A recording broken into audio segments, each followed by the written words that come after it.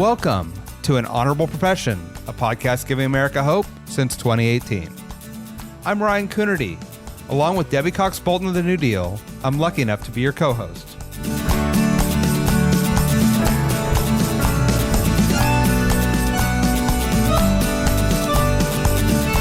An Honorable Profession is a New Deal Leaders podcast. The New Deal is an organization that supports the next generation of American leaders. From attorneys generals to state senators to mayors to school board members, these are the people that are pushing policies and politics that will respond to climate change, rebuild our economy, address racial injustice, and restore our democracy. These are incredibly talented people who have dedicated themselves to public service when their country and their communities needed it the most. Check out newdealleaders.org to see what I'm talking about.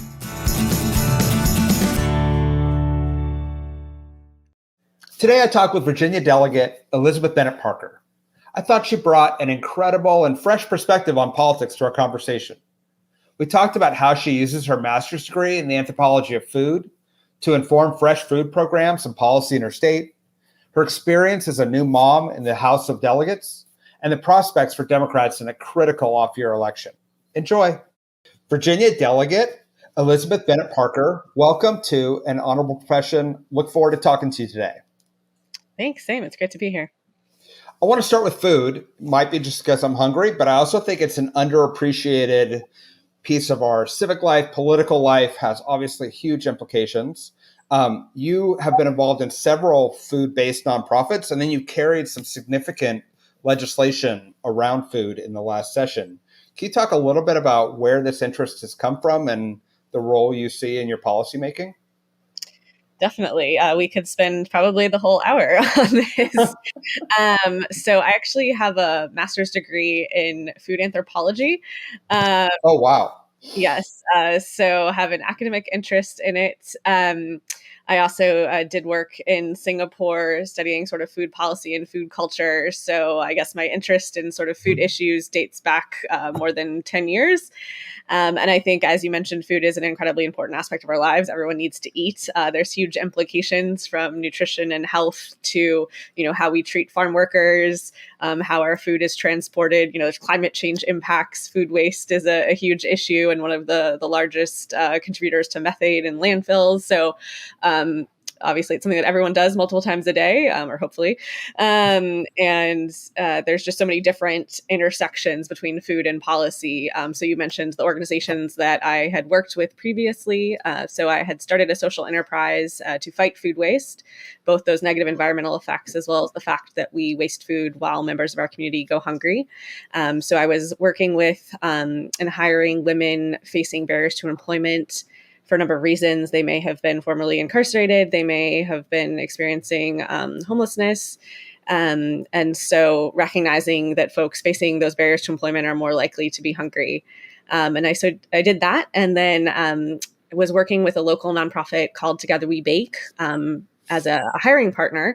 And they did training for women and realized over time there was a lot of different work that we were doing that was similar and that maybe we could do more work together. So we joined forces in 2016. And then I rolled off of that organization last year, but I think it impacted my policymaking in a lot of different respects. And you mentioned the bill that I passed this past session was a wholesome food crop tax donation or tax credit for donations. So working with farmers and food banks, basically farmers who donate excess produce or produce to food banks are now eligible, or once again eligible. It was a reinstated tax credit, but we made some changes to it to hopefully make it bigger and better and stronger to help make sure that we're not only supporting farmers, but getting local food and fresh food and nutritious food into our food banks. Can you talk a little bit about the politics of food? It's one of those areas where I assume there would be just bipartisan agreement. We can all figure out there's lots of win-win-win opportunities, yet it seems hard to make food policy. Can you talk about some of the dynamics that you've seen and, also any future goals you have on policy in this area? Sure, definitely. Again, a lot there. So I'll speak sort of at the state level. I mean, the farm bill at the federal level is a whole other, whole other thing. But I think so. In terms of food seems like a bipartisan issue, but can be hard. I mean, to that point, the food crop tax credit bill that I passed did have bipartisan support. I think it actually passed both chambers unanimously. Because when you have something that farmers support and something that food banks support, I think everybody can get on board with supporting both of those. But certainly have seen other policy areas related to food that I've tried to work on not gain support. So, for example, trying to expand SNAP benefits for senior citizens, especially with the unwinding that's happening. Folks are losing a lot of benefits. This was an issue even before that unwinding and sort of the drawdown of COVID funding and extra benefits. But was hearing from a lot of folks in my community about the challenges of SNAP, particularly for senior citizens. I mean, for everyone really, but because the benefit can be so small for senior citizens, sometimes they don't even go through the application process, or the recertification can be really lengthy and burdensome. And so trying to increase the benefit amount was not something that we were able to get done, but something I'll continue to work on. Similarly, I'm hoping to work on school meals. I had colleagues who carried that school meals for all legislation and budget amendments in this past session, and that did not go anywhere, whereas we've seen other states make great strides in that. So that's something I'll be continuing to work on and focus on as well. But that's certainly where you can see the breakdown and not everyone agreeing on how we should address food and hunger. Well, hopefully you can make some big progress in both those areas. It seems like those are needy communities where a little bit of food can have a profound impact on people's lives and communities. Adjacent to food is alcohol. Sometimes they're together. You had a really interesting bill lifting a prohibition on felons and alcohol licenses. Can you talk a little bit about why this prohibition existed in the first place, and then the efforts to undo it? Thanks for that question. I don't know if I can really answer why that prohibition existed in the first place. I think it's because Virginia, as a southern state, tends to be very conservative when it comes to things like alcohol, among other things, although we've certainly made great strides on a number of different areas in the past few years. But let's see where to start with that. So that issue came to me actually from a constituent, and certainly was informed by the work that I did with Together We Bake and working with folks who were coming back from the criminal justice system and looking for employment. Generally, the hospitality industry is a very forgiving industry and can be a good fit. But we were hearing from restaurants that even that are facing workforce shortages, like so many industries right now. And it was really frustrating to them to have this additional barrier, and even to not be able to promote staff they already had working for them into management roles. And so the policy did not make sense from a number of perspectives, from supporting restaurants and industry to supporting folks returning from the criminal justice system. And just to be clear for the listeners, the policy was that anyone who had a criminal conviction sort of couldn't serve alcohol. And so, as you can imagine, in the hospitality industry or other industries, that's a lot of jobs, and a lot of people also prevented from getting those jobs. Absolutely. And so I don't remember the rest of your question at this point, but it was a very interesting bill going through session as well, because we had a lot of good support, but then it died in subcommittee along partisan lines initially. But I was actually able to bring it back from the dead, working with my colleagues across the aisle, making some changes to it. And then they let me bring it back the following week, I think. And it went on from there. But that was a very interesting bill. There were many amendments made throughout the process, but we eventually got it across the finish line and signed by the governor. So that was exciting. I think these two bills that we've talked about so far, and you have had other legislative successes, are bipartisan. And I think there's a sense that the two parties can no longer work together and one party is fundamentally dysfunctional, as we're seeing in the House of Representatives right now. Can you talk about how you worked across the aisle and maybe there's hope for some of us about the function, our system functioning? Yes. I mean, I think to that point, in the past two sessions, I think Virginia has passed about 40%. It's a little bit under that, but approximately 40% of the bills that have been introduced. So certainly there is a lot of legislation that is getting passed. And I don't remember the breakdown. I mean, a lot of that is, a number of those are unanimous. Not all of them are, but I think the point is, yes, a lot of people are concerned about the state of government and dysfunction, but we can still get things done. And sort of in terms of how I approached that, I think I tried to work my bills as hard as I can. So that involves like going and meeting with the folks on the committees and trying to suss out what those issues might be ahead of time before we get to the committee hearing. And I would love to spend time figuring out how other state legislatures work.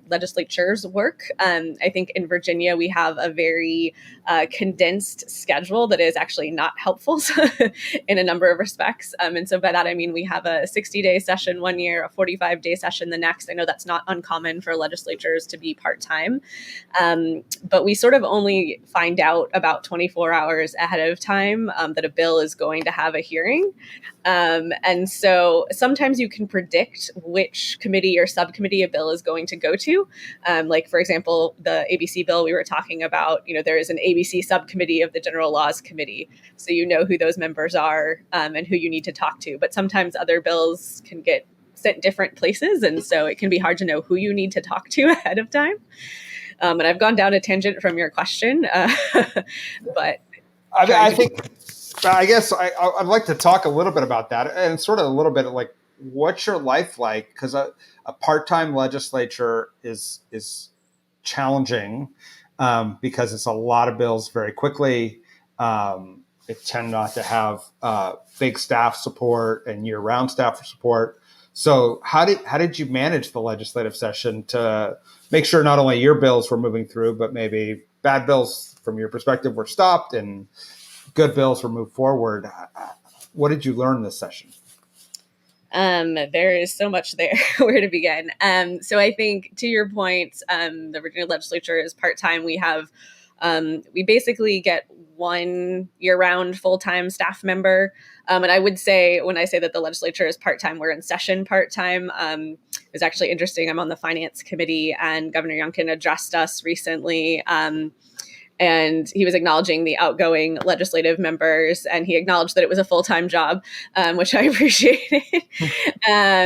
But anyway, our staff support, I know, is certainly better than some other states, but certainly leaves room for improvement as well. It's very common to hire a second staff person just for session, and you may actually have to use campaign funds to do that, but there's just so much work and too much work for even two people.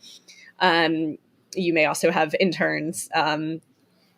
There's also, working together with fellow legislators in a caucus. You may not serve on all of the committees, but you can compare notes as to some of the other bills that are happening in other committees that you may not hear later until they get to the floor.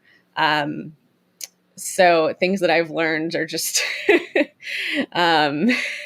it's helpful to have additional staff support for sure, and things move quickly. I'm going to take a quick break here to just let our listeners know that if you want to find another podcast you might enjoy, I encourage you to check out EdChat. It's a dynamic podcast by the Education Reform Now advocacy organization. Join educators, policy experts, and advocates as they examine the intersection of education and politics.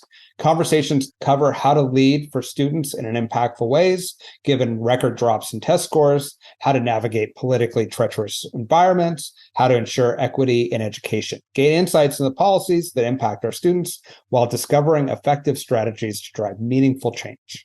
EdChats, the podcast for educational policy trends impacting today's political landscape, is available anywhere podcasts are found. Let's take a step back and say, how did you find yourself in this position? You served on the Alexandria City Council and as vice mayor. What caused you to run for office, and then what caused you to run for state office? Sure. So I, like a lot of women and other folks across this country, was heavily inspired by the events of 2016.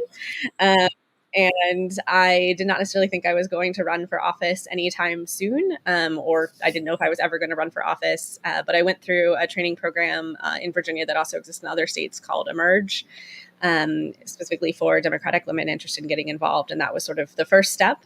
And my story to sort of how I decided to run after that parallels a lot of the research out there about specifically women and running for office, and that we worry about family commitments. We don't necessarily think we're qualified. All sorts of things play in. We have to be asked multiple times.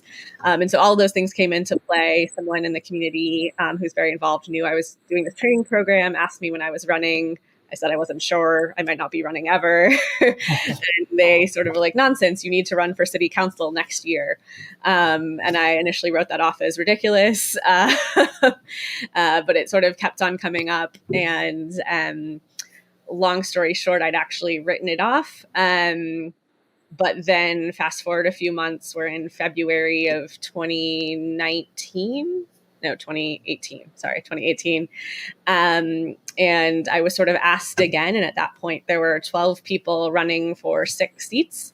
And only 2 of them were women. So there wasn't even a chance of there being a half female city council. Some of the men were my exact same age and didn't have the same experience of having started a business and co-leading a nonprofit. And I didn't have enough time to talk myself out of the decision, to be honest. It was already February. There were 12 people in the race. The primary was in June. It was late February at that. So I sort of wound up jumping in, and again, was inspired by the work that I was doing at Together We Bake.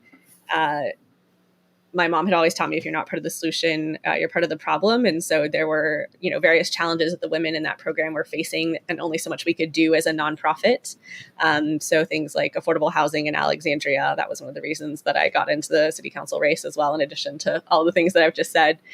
So that's sort of how I wound up in running for city council. And then in terms of running for state level office, I think I love serving at the local level, but in Virginia, we're a Dillon rule state, which means that all of the authority that localities have has to come from the General Assembly. So there are a lot of things we couldn't do.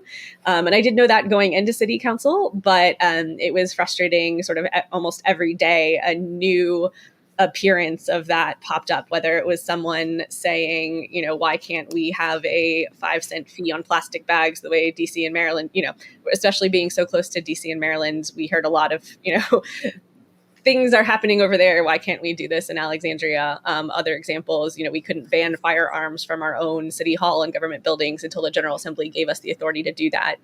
One of my favorite areas of work that I've been working on for 4 years is the issue of electronic meetings and electronic participation and remote access. For even like our advisory boards at the city level. So we have an environmental policy commission, we have a commission for women.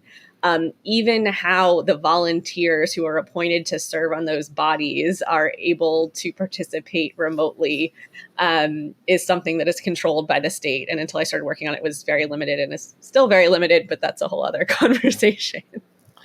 Yeah, I mean, I will just say, I think we've in my community here, we saw a wholly different group of people and a quality of the conversation happen when we had virtual meetings, and people didn't have to schlep themselves down to City Hall and get babysitters and take time off work and everything else. And you're seeing many states revert away from that, and it's a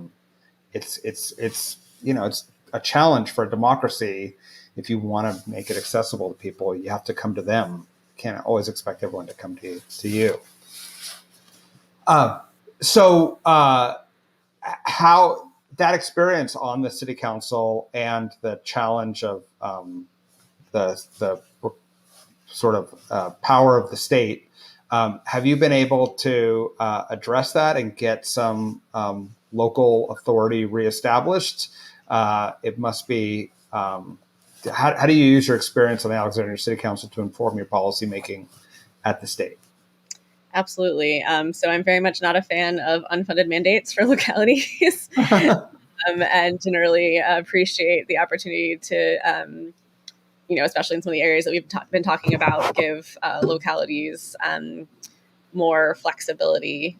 So, for example, when I was on city council, one of the other areas was collective bargaining. So the General Assembly had to give us the ability to allow collective bargaining for our own employees.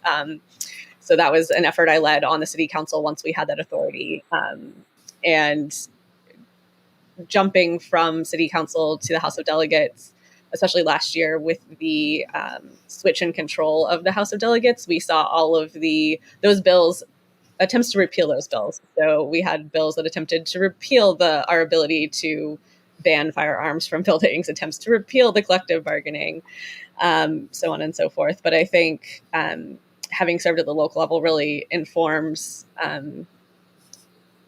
my work at the state level and is also a valuable perspective to have. So I haven't redone the numbers, but when I was running for the General Assembly for the House of Delegates, only 18 out of 100 members had actually served in city or county government, which is an interesting number. That makes it, a challenge to build awareness around an issue that they may not have as much sympathy for if they haven't experienced. You are running for re-election, and I think a lot of the country is looking at Virginia to understand, where the political winds may be facing heading into 2024. What are you seeing in Virginia in terms of where the electorate is and what you think the outcome might be? Incredibly important election for Virginia, as all 140 seats in the General Assembly, both the House and the Senate, are up this year.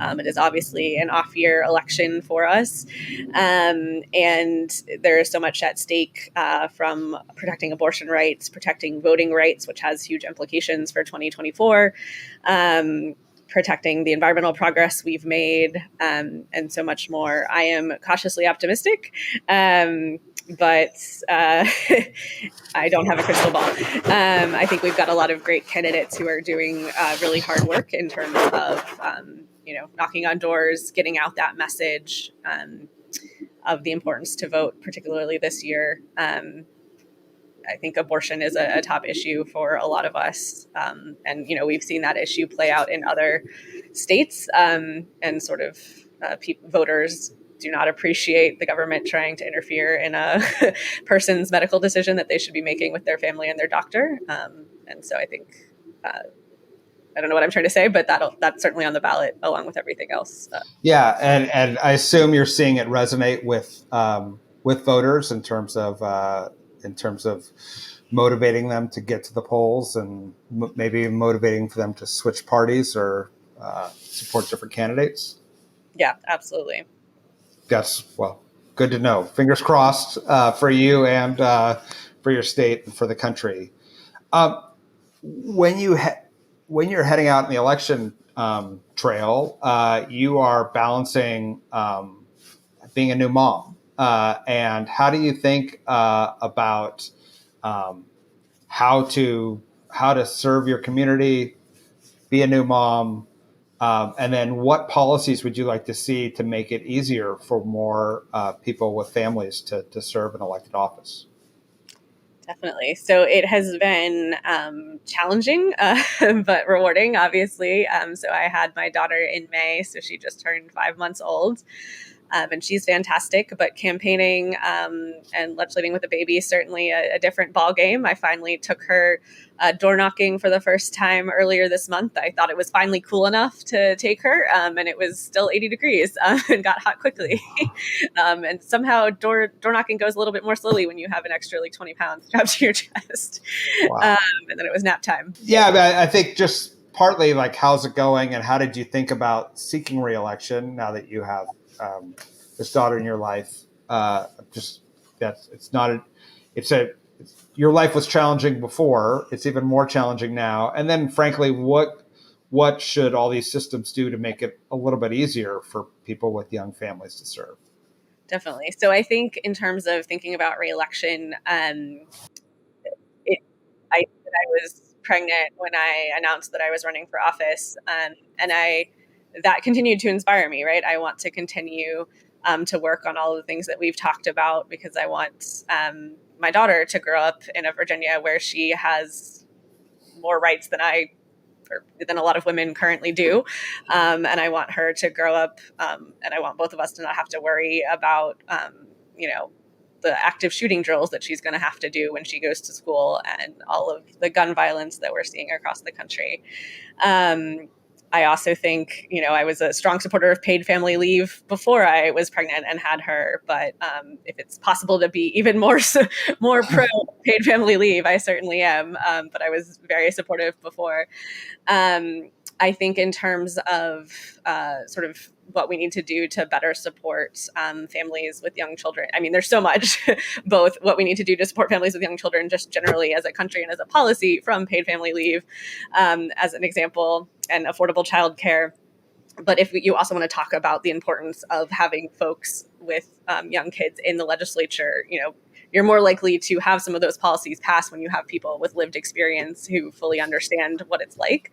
And so that sort of level of representation is important. But I'm really grateful for the work of Vote Mama, for example, which is working to make sure that candidates running for office can use campaign funds for childcare, because that's a huge barrier. Some of the remote access and remote voting that we've been talking about, I'm even talking about working on it at trying to get volunteers appointed to boards to be able to participate remotely and have virtual meetings. But there's a whole other level of this where, state legislatures were not set up with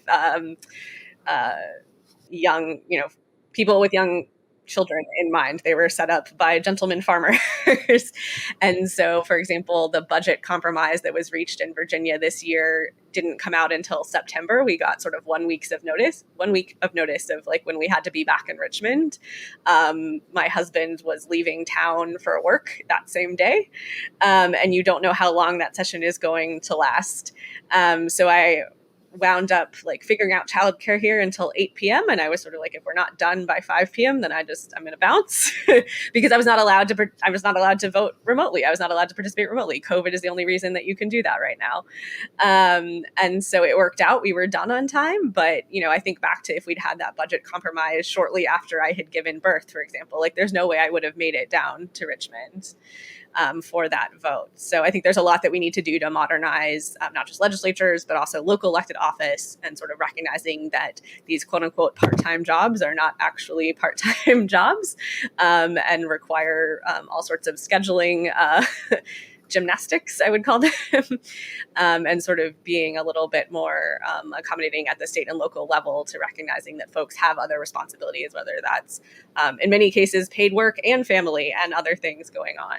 And how can we be more accommodating of that? Absolutely. Well, we appreciate having you in the New Deal. We appreciate having you and your daughter in the legislature, and certainly look forward to seeing what you can do to make it more accessible to people with families, and then also the exciting food policy that I think can truly transform lives. So it's been a pleasure talking to you today. Same. Thanks so much for the opportunity. An Honorable Profession is a New Deal Leaders podcast. Thanks to the team at New Deal for producing this episode. We encourage you to bring honor to public service, and because we keep things honorable, no tax dollars are used in the making of this podcast.